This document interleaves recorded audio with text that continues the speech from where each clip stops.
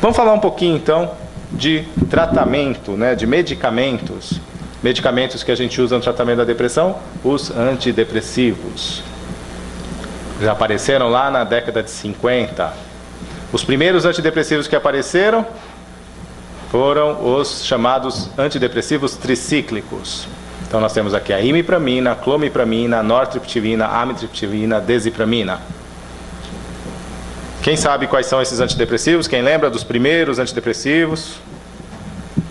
Quem lembra do... Fala a marca comercial, mas também já está tão...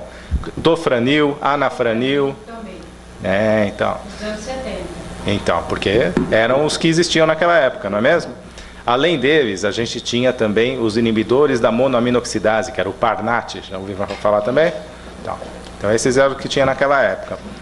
Qual a diferença dos que tinham naquela época para os que tem hoje? O que tinha naquela época, fala? Muito grande. Muito grande. E quem repara mesmo é quem toma, né? É diferente, não é? Isso. Qual a diferença? Eles atuam em uma ação, como está ali, ó, de amplo espectro. Uma ação múltipla. Em vez de atuar só nos neurotransmissores que a gente precisa, que seriam qual? Serotonina, dopamina, noradrenalina, eles atuam também, por exemplo, em receptores de acetilcolina, causando efeitos colaterais, efeitos anticolinérgicos. Os efeitos anticolinérgicos seriam o quê? Ganho de peso, boca seca,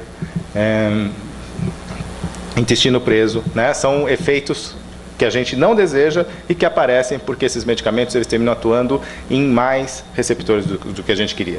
Atuam também em receptores de histamina, causando sonolência, né? Também auxiliando no ganho de peso.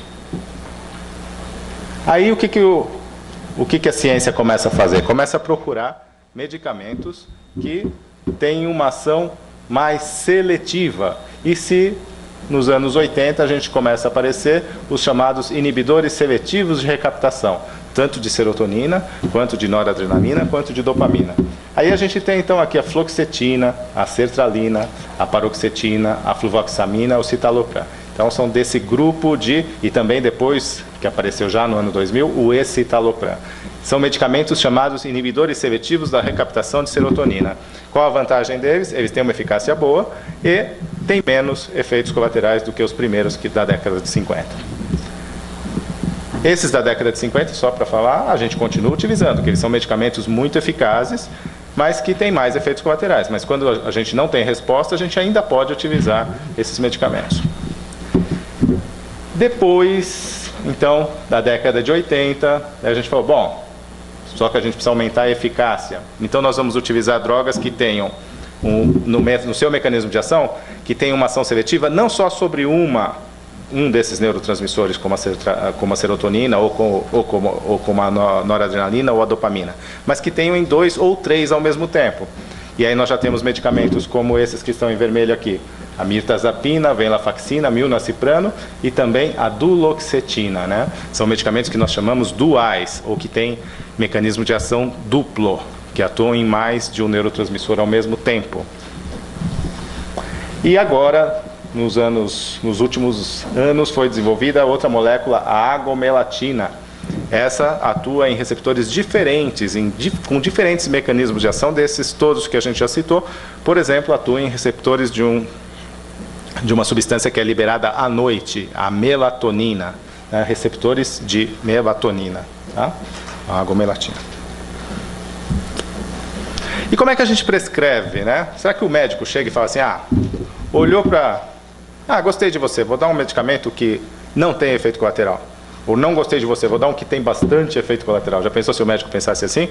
Não, ele não gosta nem não gosta, né? Ele vai olhar para a característica da depressão, tá? E vai ver se a depressão tem características psicopatológicas que possam ter uma atuação melhor de um ou outro medicamento. Assim é que, quando o paciente precisa diminuir a sua impulsividade, a sua ansiedade, a sua irritabilidade, nós utilizamos antidepressivos que mexem com a serotonina. 5-HT é a serotonina. Se nós precisamos aumentar a energia, o interesse do paciente, nós utilizamos antidepressivos que mexem mais com a noradrenalina.